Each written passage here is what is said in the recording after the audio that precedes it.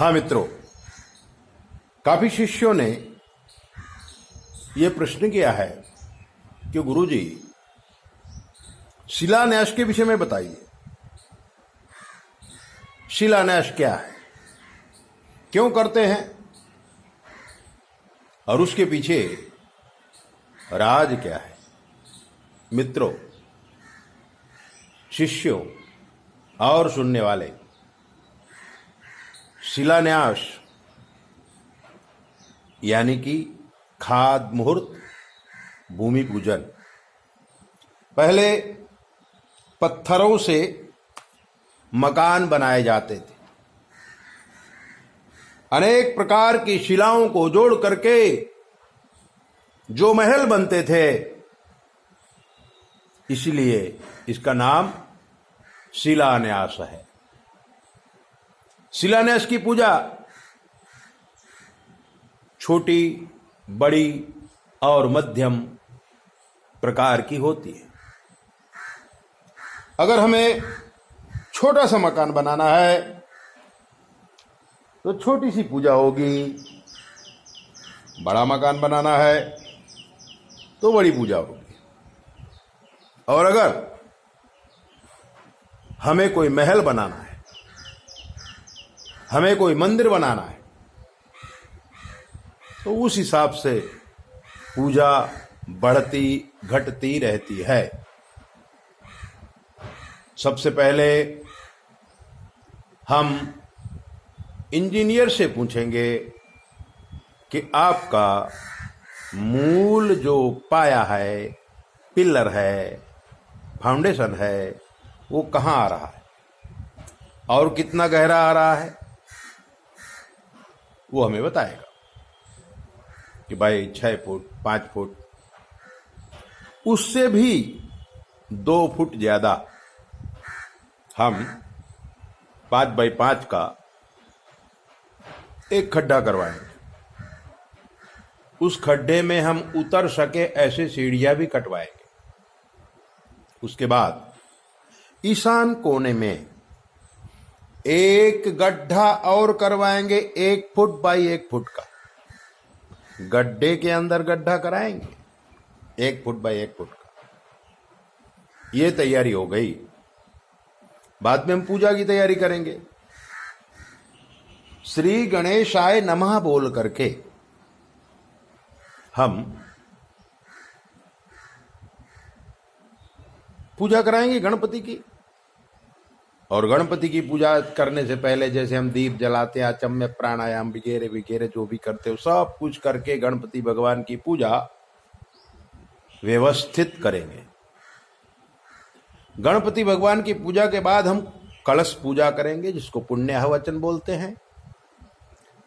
और उसी के साथ मिट्टी का छोटा घड़ा या तांबे का छोटा घड़ा हम पूजा करते जाएंगे, जिसमें वरुण पूजा के मंत्रों का उच्चारण करेंगे और उसमें एक कछुआ और एक नाग, कुर्म चांदी का मिलता है, डालेंगे। बाकी सारी पूजा वरुण की तरह करेंगे। कछुआ और नाग डाल करके एक पात्र से उसको हम ढक देंगे। गणपति पूजा पूरी हो गई, वरुण पूजा पूरी हो गई। उसके बाद नवग्रह पूजन करेंगे। नवग्रह पूजन करने के बाद हम रुद्र की पूजा करेंगे।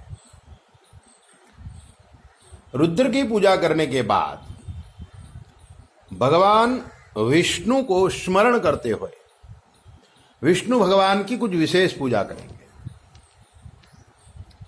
और 5 या 7 या 9 शिला रखेंगे। छोटा मकान हो तो ईंट रख लेंगे। और उस ईंट में रक्त सूत्र बांध दीजिए, पान बांध दीजिए, स्वस्तिक बना दीजिए, 5 तिलक कर दीजिए, एक एक पेड़ा रख दीजिए। शिला की भी पंचोपचार पूजा होती है।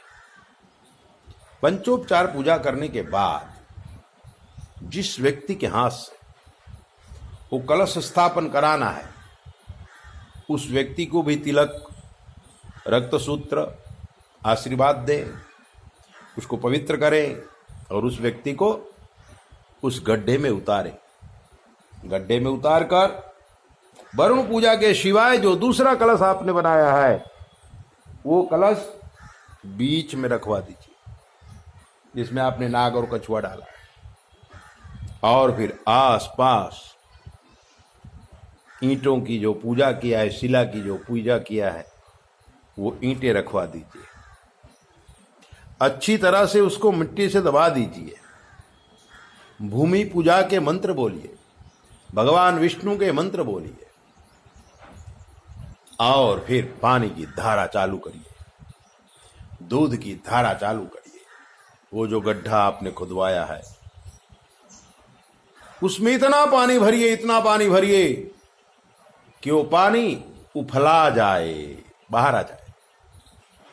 जब बाहर आ जाए तब फिर गंगा जी की पूजा करिए, यमुना जी की पूजा करिए।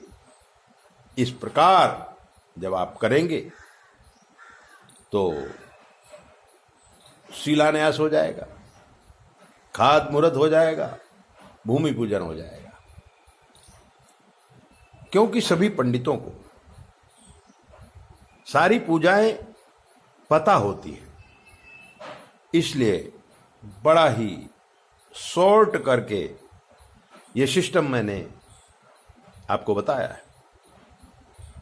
थोड़े ही दिनों में राम मंदिर का शिलान्यास होने वाला है अयोध्या में और भारत के प्रधानमंत्री श्रीमान नरेंद्र भाई मोदी उसके मुख्य यजमान होंगे।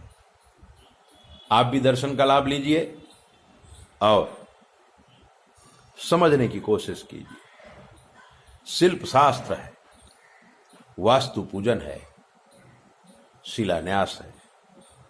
शिलान्यास के सिवाय हम मकान या फ्लैट या बंगला या महल नहीं बना सकते, मंदिर नहीं बना सकते।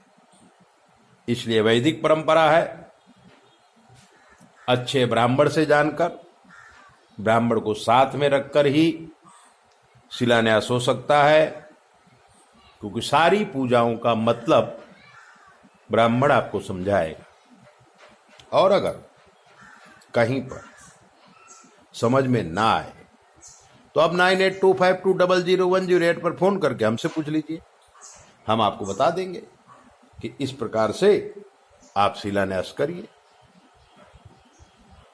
शिलान्यास जब होता है तब मां पृथ्वी अपने आगोश पे उस मकान को गोद में ले लेती है। तब रोग, दुख, दरिद्र, आलस उस मकान में रहने वाले को नहीं आते। इसलिए सनातनी परंपरा को अपनाइए, चैनल को सब्सक्राइब करिए, लाइक करिए और अगर आपके जीवन में कोई कष्ट है तो हमसे पूछ लीजिए। 9825200108 पर अपना ध्यान रखिए।